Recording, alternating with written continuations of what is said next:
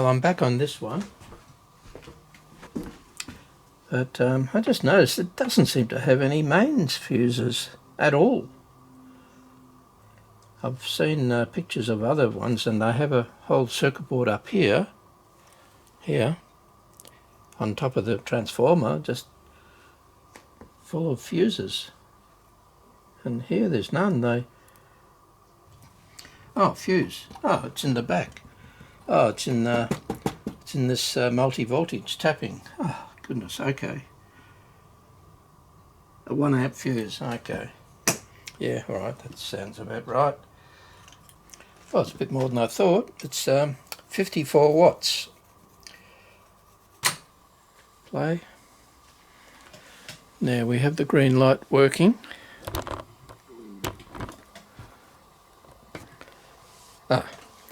We have it, the little yellow flickering again, and the stop doesn't work. Fast forward works. Come on, stop. Play again. Now, I was looking at the schematic and I had a feeling that a cassette sensor could be what's giving trouble.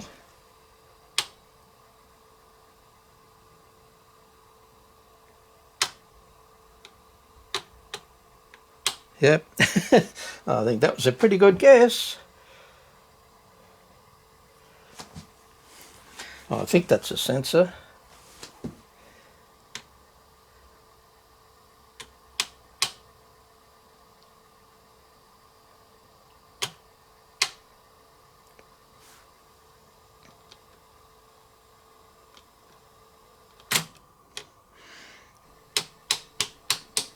It might have come good. I've got to put a meter on it to monitor it. I should have done that first. It might have come good by now, by my doing this. Yeah.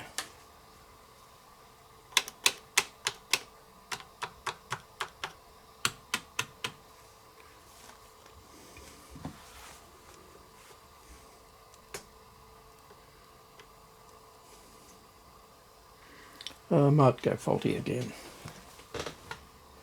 It's annoying when the fault goes away.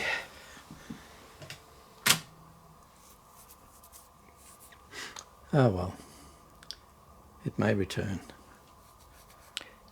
Now that didn't work properly the other day, but it was jamming. Unless it just, like the others, the switch wasn't working.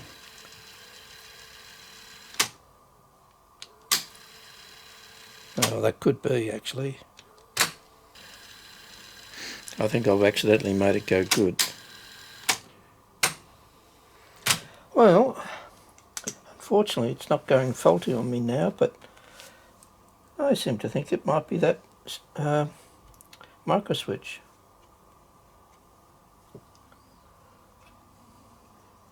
Oh, okay, oh, that was it. Well, I was starting to wonder about whether my fault finding was in error, thinking that it was the micro switch when you put the cassette in and or not in there. It's so it detects that it's in there, but it also does another function of a really quick rewind of the tape to take up the slack when you first put it in. But it sort of came good, and then it didn't, and I couldn't quite see enough here with the micro switch. But I'll show you something. Okay, it's hard to hear. You just have to listen to the buzzer. If we put in a tape,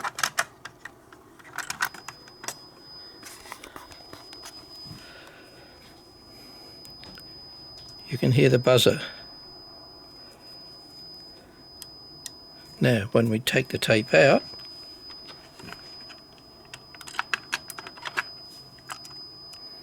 See, still there, still buzzing. It's not switching. If we just give it a little tap, you can hear it making contact. Just a little bit more. Yeah. So this arm for inserting the cassette is not being sensed properly, and when that happens, the all sorts of things don't work. Plus, if it's at that point where it's like where it's just touching like that, that affects not only the buttons at the front but also the LEDs. They work off the same section of the circuitry, sort of, mostly. So what do I do? Well, not that it does much. So if we turn this on,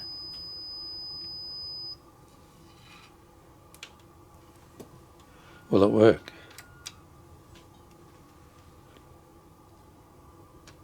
Yeah, see, it doesn't work. And I think that's what's happening. If we just give it just a little nudge on the micro switch, still doesn't work.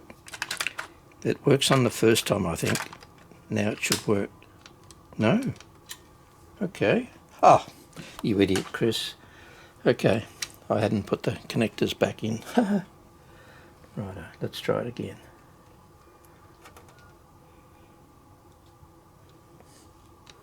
Now that's working, but if we slightly put that in a bit,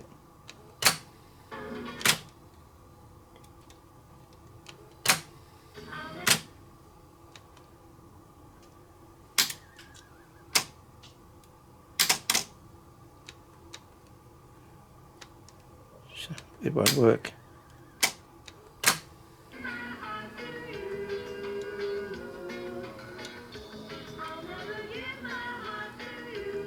So the little light went out.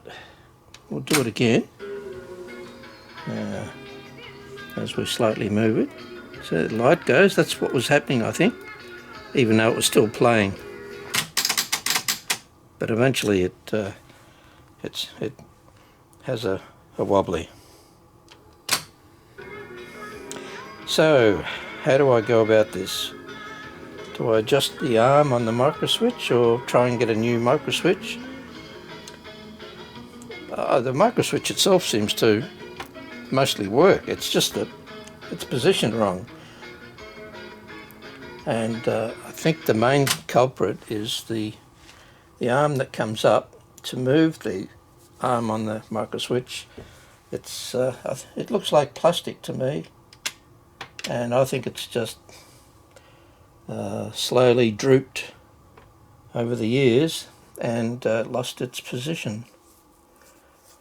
So I'm thinking that I might just put something on the pad of the plastic arm so that it doesn't have to be much, but enough to ensure that the micro switch goes all the way when the tape is out. Yeah, see, it still thinks it's in there.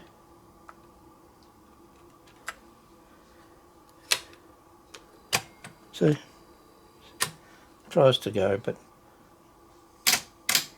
it needs to be like that where it doesn't work. So I'll have to have a play with it mechanically and try and figure out the optimum answer.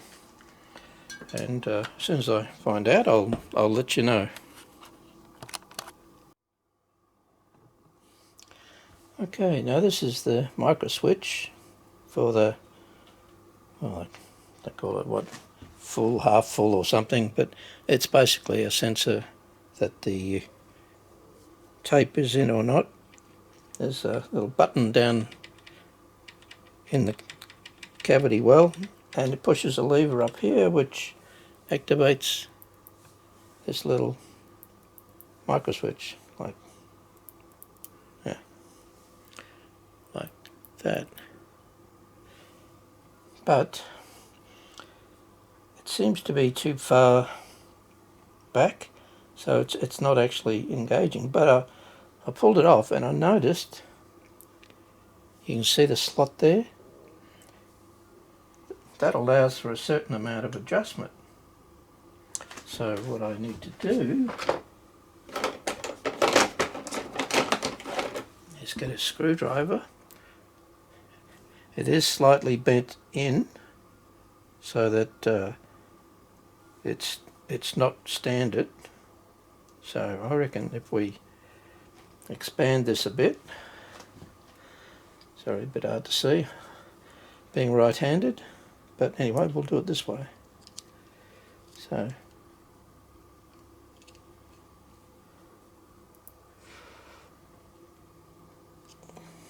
okay, I've now opened that gap up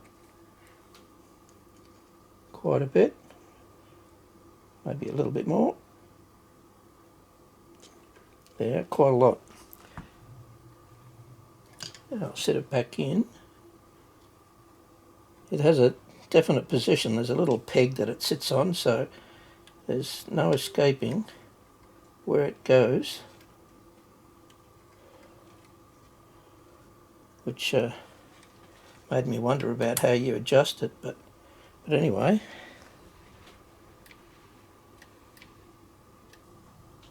Right, out, in,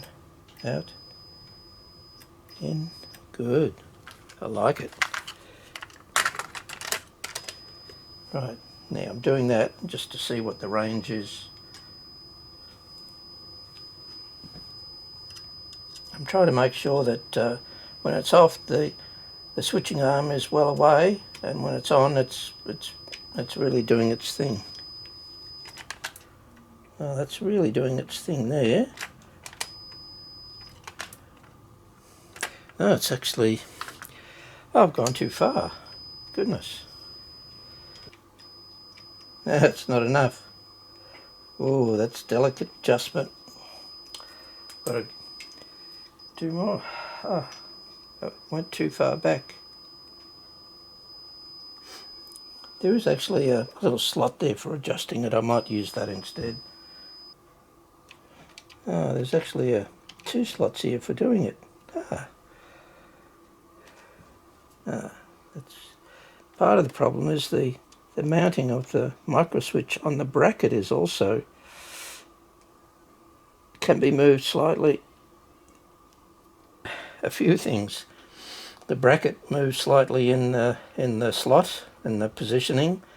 The micro switch moves slightly in the bracket, and you also have that overall slot I showed you, whereby you can do the final adjustment. So just a little bit. So we're moving the micro switch on the bracket anti-clockwise as much as I possibly can. That allows the arm on the micro switch to move as much as possible, because without that, the lever of the micro switch always gets in the way of the bracket. Now the bracket does not get in the way. Alright, so the lever now does not bother the arm. Oh, it does a bit. Oh, quite a lot actually. The cassette doesn't push the button in enough. Oh, that's a bit sad. Oh, that's a rather delicate balance there to have to do. Oh, that is far too delicate a balance. Yeah, actually, the more I see this, the more it's not actually a good arrangement. Well, that's about as good as it's going to get, I think, at the moment. not a very good arrangement. The leveraging, the mechanics is just not quite good enough. Anyway, that's the idea. I wish it was more reliable though. And I'm going to use a little bit of nail polish to try and stop it from moving.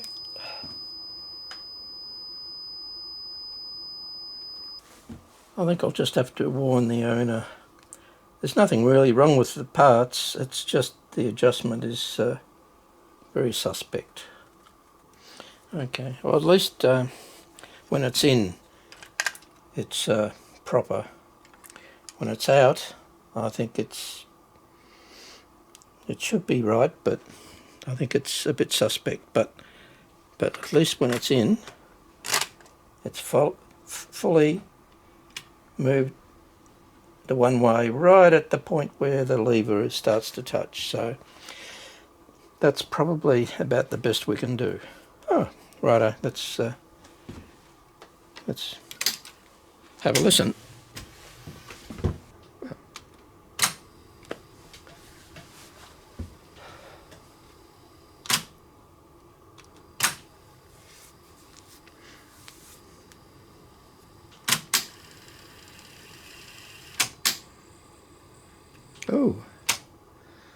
Oh, maybe we're not back in business. Now that happened before. Now,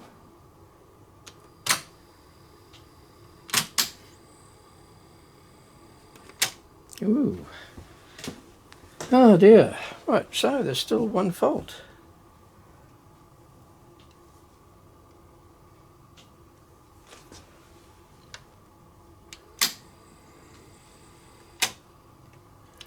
Okay, so what's preventing it? Ooh.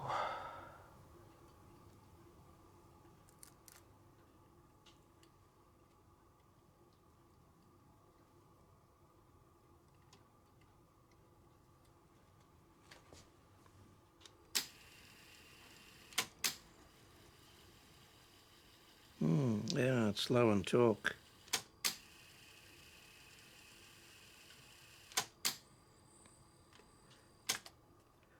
Low on torque. Now, why would that be?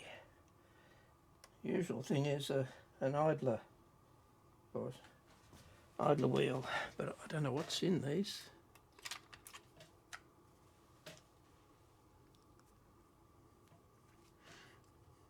Okay.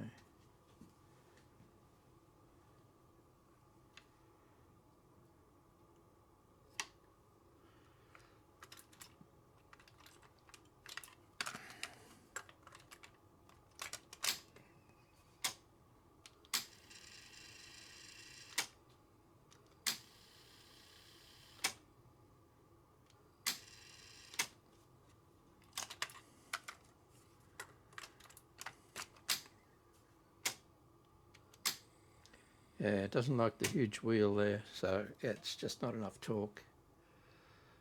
I'll try another tape just to be sure. What's this one? Yeah.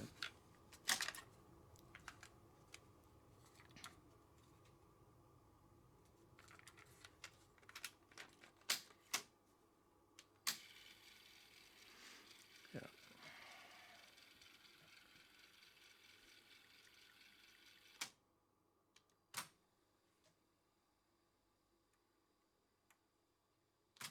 Right, turn it over.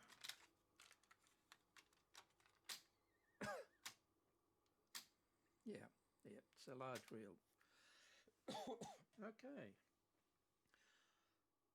All right, well, for some reason, rewind has no torque.